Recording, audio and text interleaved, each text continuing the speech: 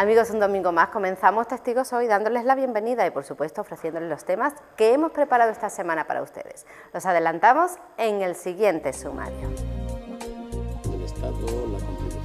Hablamos sobre el sostenimiento económico de la Iglesia con Alberto de Benito, administrador de la Archidiócesis de Sevilla.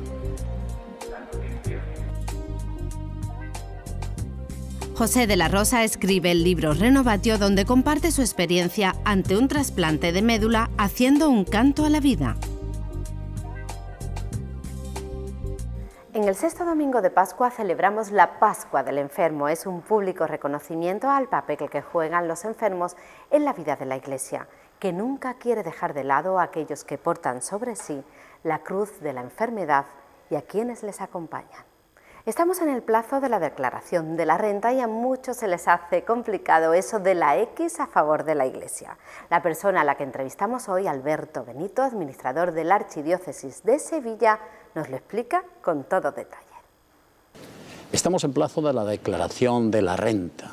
Por tanto, cobran actualidad determinado tipo de asuntos o temas, como es la asignación del Estado a la Iglesia y los impuestos, la contribución de los fieles, etcétera, etcétera. Tenemos con nosotros hoy a Alberto Benito, administrador de la Diócesis de Sevilla, para aclararnos algunas de estas cuestiones. Alberto, ¿en qué medida o hasta dónde el Estado contribuye al sostenimiento de la Iglesia económico? Bueno, técnicamente no hay sostenimiento del Estado a la Iglesia, sino que lo que hace el Estado es ayudar con unos instrumentos, en este caso es la declaración de la renta, y hace de intermediario para que los declarantes del IRPF puedan poner, en este caso, una cruz en su declaración y de esta manera esa aportación vaya a la Iglesia, pero no es una partida presupuestaria que dedica el Estado al sostenimiento de la Iglesia, sino que es únicamente una labor de intermediación. ¿Cómo se llega a esta fórmula de la X a favor de la Iglesia? En los acuerdos Iglesia-Estado del año 79 ya se preveía que el Estado colaboraría con la Iglesia para buscar esos instrumentos que permitiesen a la Iglesia el sostenimiento de sus fines. Bueno, se preveía ya en esos acuerdos del año 79 una fórmula para que la Iglesia llegara al autosostenimiento.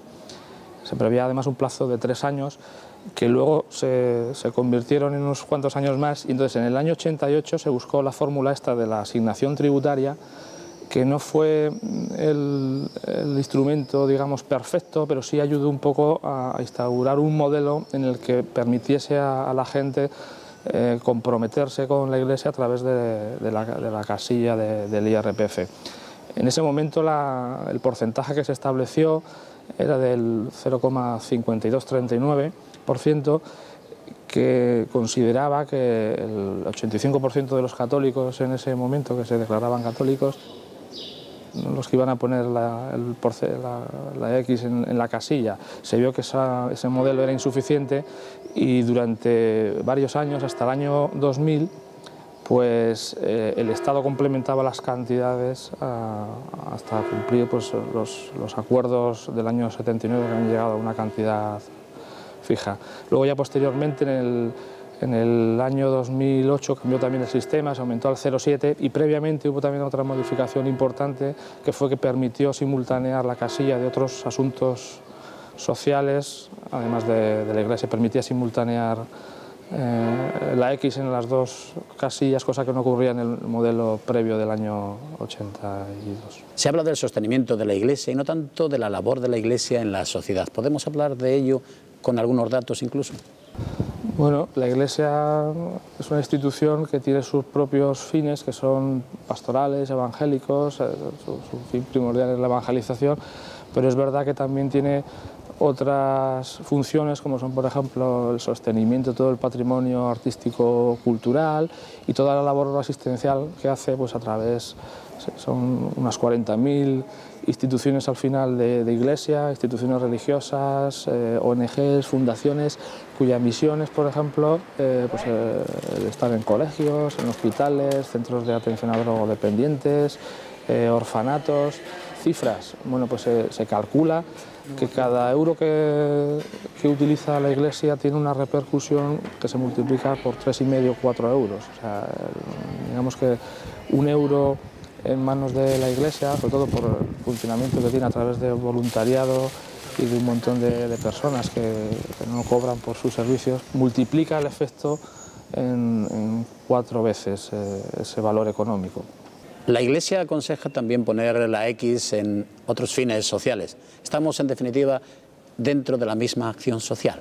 Sí, este es el cambio que se produjo en el año 2000, que antes no se permitía la simultaneidad de las dos aportaciones, y ahora es posible la simultaneidad. Entonces se recomienda siempre, porque es la manera que tiene el contribuyente de tener su aportación directa a la Iglesia y luego a otro tipo de entidades, ONGs, algunas de ellas también relacionadas con la Iglesia. Pues estamos hablando, por ejemplo, de Hermanos de San Juan de Dios, estamos hablando de la propia Cáritas, que recibe también una parte importante de aportación de estos fondos de la asignación tributaria. Entonces es la manera que el Estado dirige también esos recursos a un fin concreto.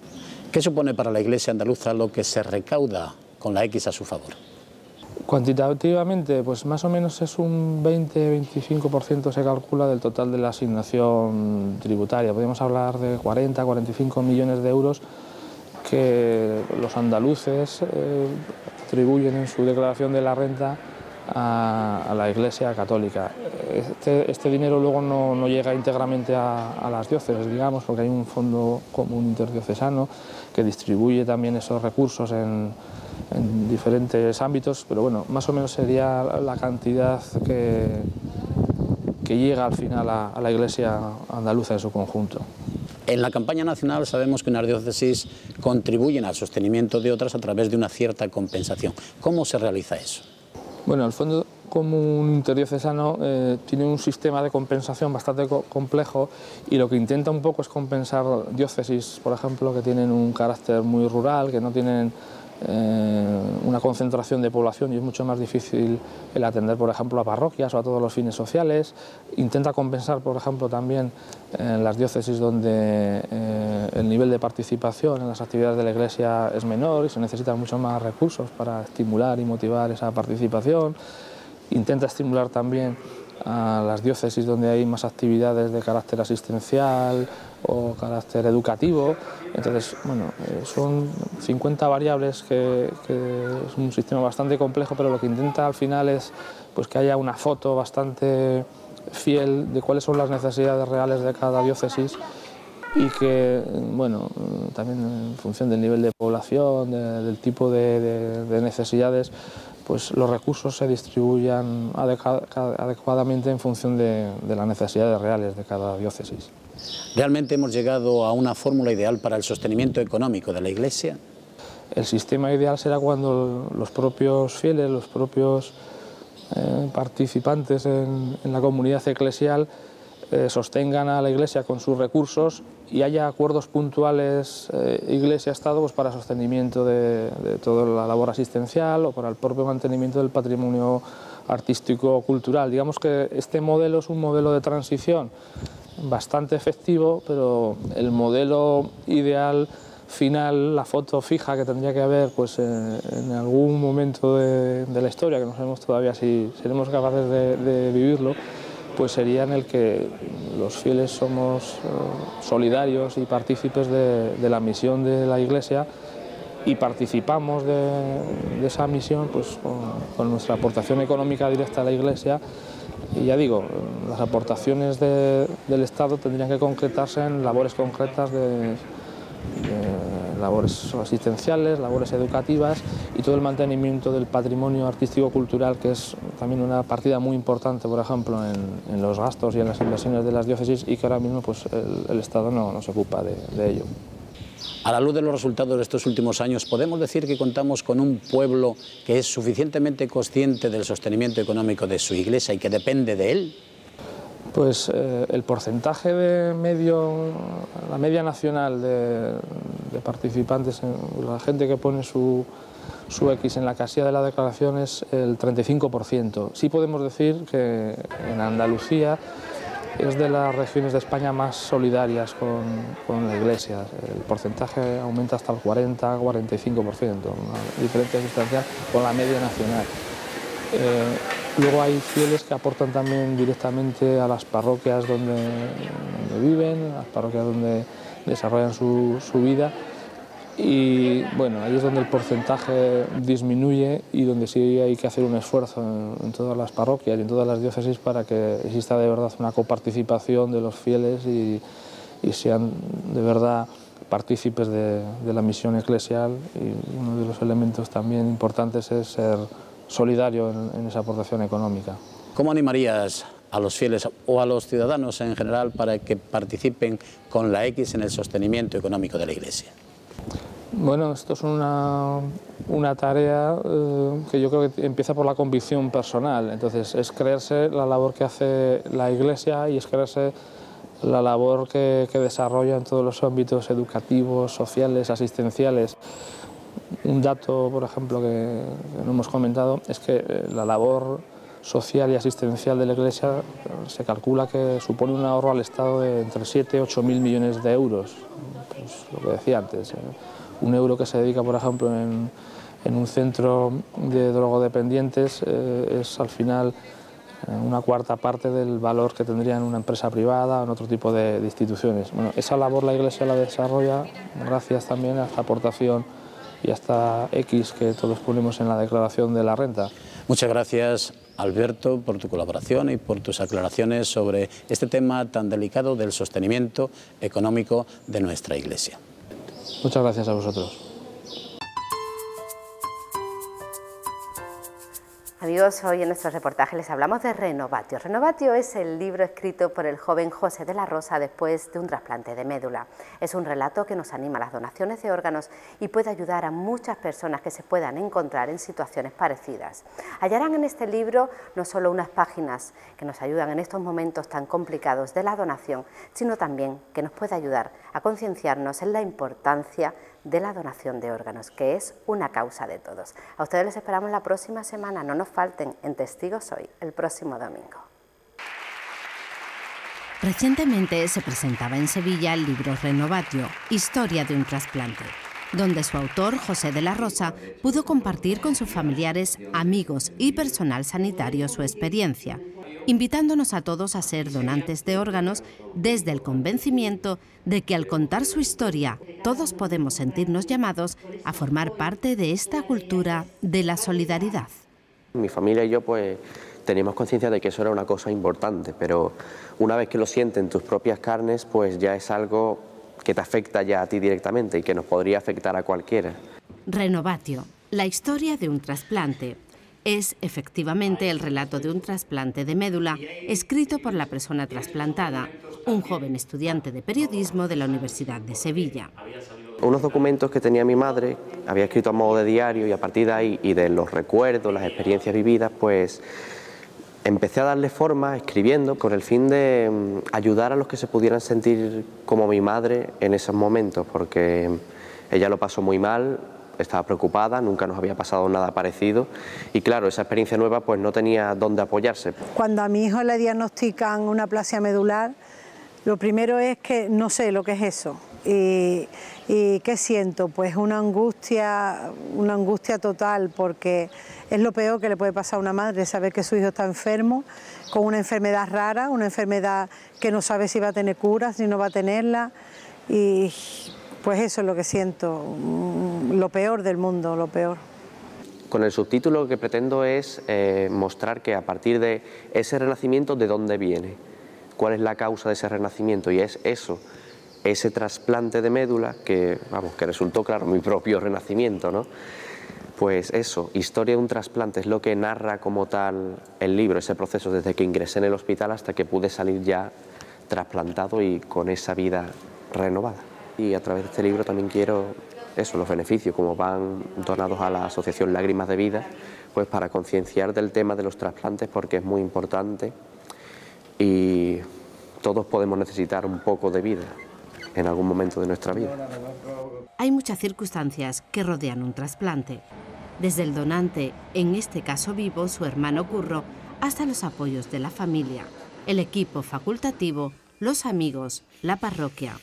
Lo que pueda decir yo, aparte de lo estrictamente médico, el seguimiento, las operaciones, el tratamiento como tal, pues influye mucho lo humano. Lo humano, el apoyo de las personas que te quieren, de las personas que siempre están ahí, haciendo algo que no es directamente lo factible, lo médico, pero son cosas que ayudan. Muchas personas, muchas congregaciones religiosas, hermandades sacramentales han estado rezando por mí, por mi familia. Es un apoyo de otro nivel, de otra faceta, pero que igualmente yo creo que sirve de mucho. Desgraciadamente, con historias como la de José nos tropezamos prácticamente todos los días. Y bueno, para mí es muy emocionante venir aquí porque yo además estoy siempre en la planta con los pacientes trasplantados, me llevo la peor parte de ellos, que es el diagnóstico, es todo el proceso del trasplante, que lo llevan, pues lo pasan francamente mal, y estar ahora prácticamente 2 años después viendo lo que casi no lo he conocido cuando lo he visto, que ha acabado una carrera, que ha escrito un libro, que cuenta toda su experiencia y que verdaderamente es una persona más y que ha rehecho su vida, pues es francamente muy emocionante para mí. Renovación, despertar de una esperanza dormida, que va acompañada de donación y de amor.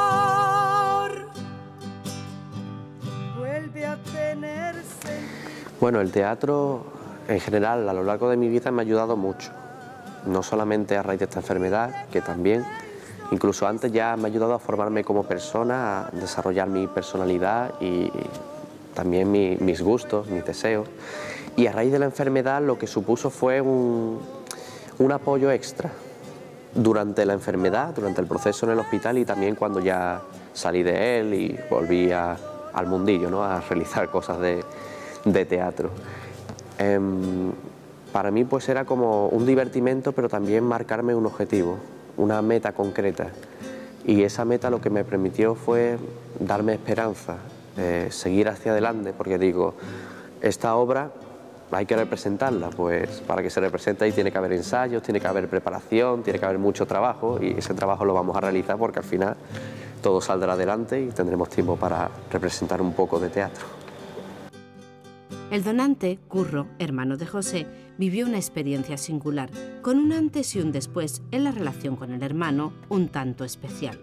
Sin desdecir de su madre, siente ahora también cierto sentido de paternidad respecto a su hermano, pues a partir de la donación de médula se ha obrado de nuevo el milagro de la vida en José, su hermano.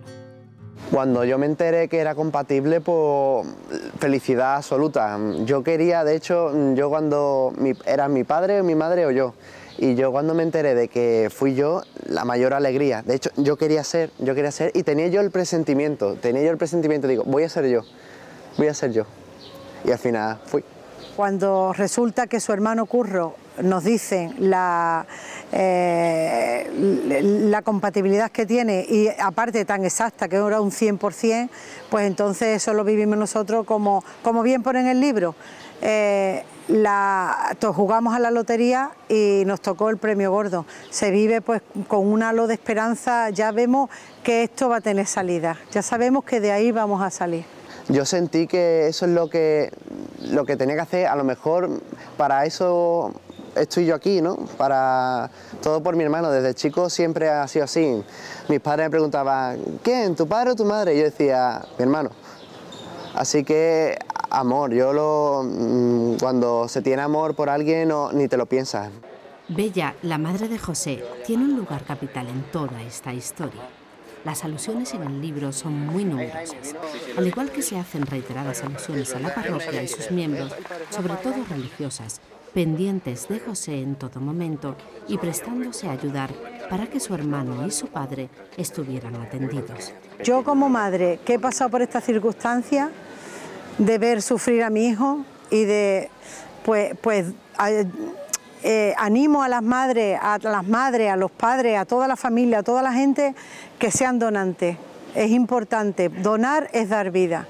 Y bueno, cuando hablamos de donación de órganos, pues se nos vienen a la cabeza pues accidentes de tráfico, cosas en plan de personas que han muerto y que lo han donado todo.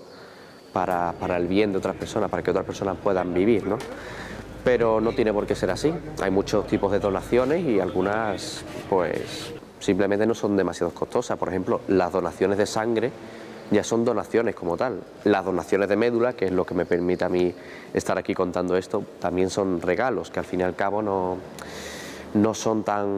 necesitan haber pagado un coste muy alto, aunque bueno, es el coste que le pongamos cada uno, el coste de la solidaridad. Lo mismo que le pasó a él, con 16 años le puede pasar a cualquier persona. Entonces vamos a ser donantes, vamos a donar para que esas personas, o bien de la familia o bien de fuera, puedan salir de esto, de esta enfermedad o de cualquier otra. Hay que donar y de hecho el libro está para fomentar estas donaciones. El libro va dedicado a todas las personas que al perder su vida dan la vida a otras, a todos los que no han podido contar su experiencia.